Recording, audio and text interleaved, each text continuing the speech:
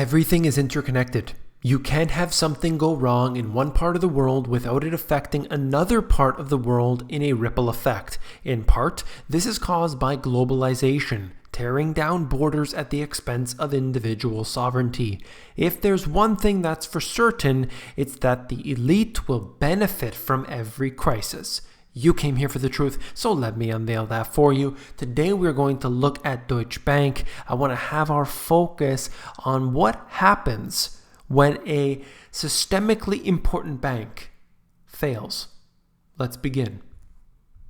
This is out of the IMF's own website, and they have this PDF document that you can see here. Global Systemic Risk. Net contribution to systemic risk. You can see these different companies on the right-hand side, globally systemic important banks. Number one in the list is Deutsche Bank. Then you have HSBC, Credit Suisse, JP Morgan, Goldman Sachs, Bank of America, and so on. On the left-hand side, publicly listed banks and insurers in Germany. You will see that Deutsche Bank is also on the high end of this list. Now, on the bottom portion, you're going to see systemic risk among the GSIBs. Deutsche Bank in the middle here might be hard to see. The font is a little bit small. But you look around, and the reason I show this to you is that you can see that there is a web. There is an interconnectedness with all of these different banks, financial institutions, and more. Big corporations. They're all linked together. Previously, I used a website called Muckety. And unfortunately, I tried to bring that to you right now, but it seems like the website is down. So we've lost one of our resources. Hopefully that's just temporary and the website is down. But I'll show you more resources at the end, okay? But essentially what I like to do is I like to see the connections in between these people and different corporations. It's very important to know who's giving money to who, the donations that take place, and also to be able to see the individuals who move in this revolving door, and that is between government and big business. And that goes for whether they're in the agriculture, the finance, it doesn't matter. They all go back and forth between them. And you can see that there isn't necessarily a separation in between a company like Deutsche Bank and Bank of America. You may see those as, one in Germany, one in the US. One is doing one type of investment, one is doing another. But that's not how it works. All of these institutions are really just one. They masquerade as different companies, but underneath that very, very thin skin lies the truth. So let's get more into this. And I just wanted to show you this. A lot of people believe that a problem that exists in one country or with one particular type of asset, for example, is contained to that. So, for example, if you think that by investing in, let's say, real estate, you are safe from a financial crisis where the stock market falls. It doesn't work like that. So look at this. Back in 2007, you saw the subprime mortgages falling. And then after that, the mortgage companies started to lose their shirts. Lenders, home builders, the markets in general, the economy in the US, and then the economy around the world. How did it go from subprime mortgages in the US all the way to the entire world economy? It's the contagion. The contagion spreads so fast, you don't know what hit you. This is a very perfect and clear example how a problem in one place becomes a problem in another. Never think that this can be contained. It never is. All of the dominoes will fall. This is part of that same IMF document. I'm not going to get into it all. I know the font is incredibly small as well.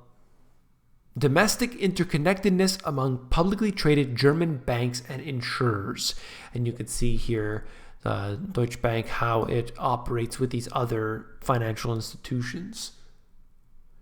Just wanted to show you again how intertwined they all are.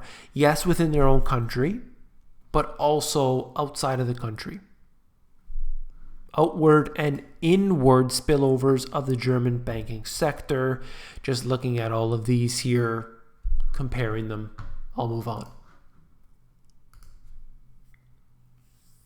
If you remember, this lady, Peggy Joseph, she was fooled.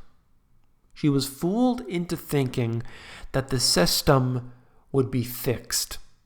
She believed the man at the podium because he related to her and he spoke to her.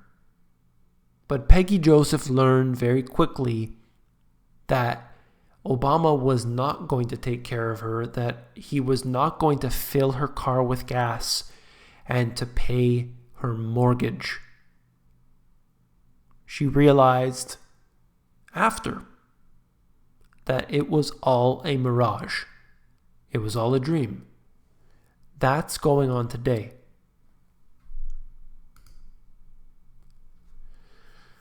Look at the market cap of Deutsche Bank versus Twitter. I mean, Twitter has moved up here in 2017 into 2018. At the same time, somehow, I don't even know how Deutsche Bank had ever come up during this period of time here throughout 2016 into 2017. But anyway, it is beginning that descent once again. I think that this is probably the most dangerous bank in the entire world simply because of its derivatives exposure.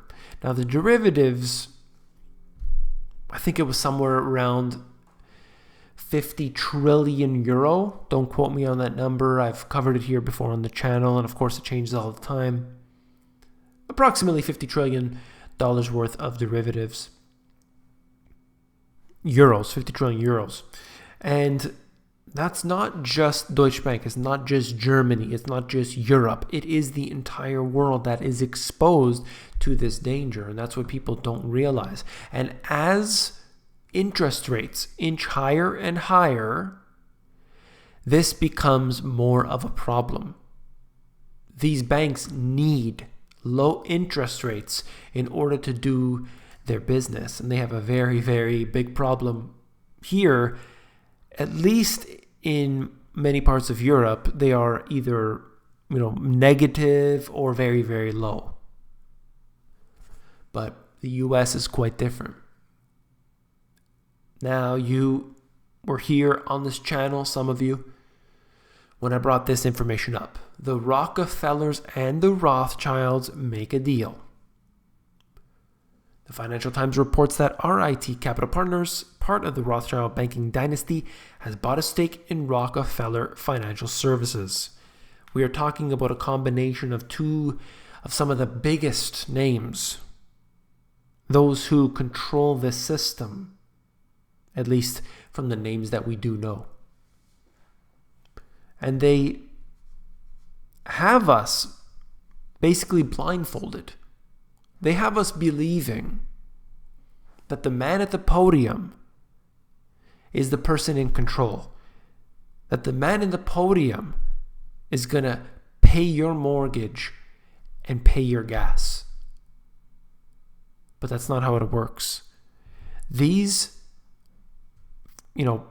elite, if you want to call them that, the big boys, the Rockefellers, the Rothschilds, the central bankers around the world, the technocratic elite, those who lie in the shadows, they are the ones who purposely create crises in order to take advantage of them when everything falls to the ground. People beg. People beg for resolution. The stock market's falling, it's falling, it's falling. Yes, yes, yes, Federal Reserve. Print up money, buy up the shares.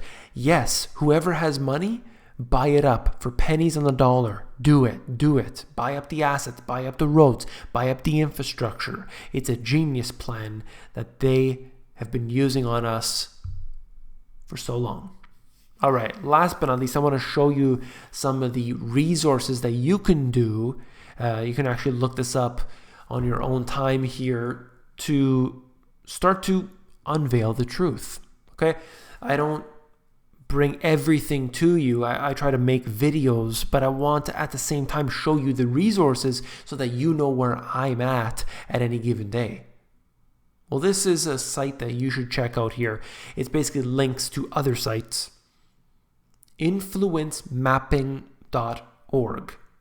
That's influencemapping.org. From this website, you can see other websites. Muckety was one of them on here, but it's gone now. But perhaps, hey, maybe it'll come back. This has a option. Search for entities across these influence data APIs. Okay, so if you go through here and they call it Who's Got Dirt, you can actually type in a person's name into here. And I just tried, for example, Obama, just for fun.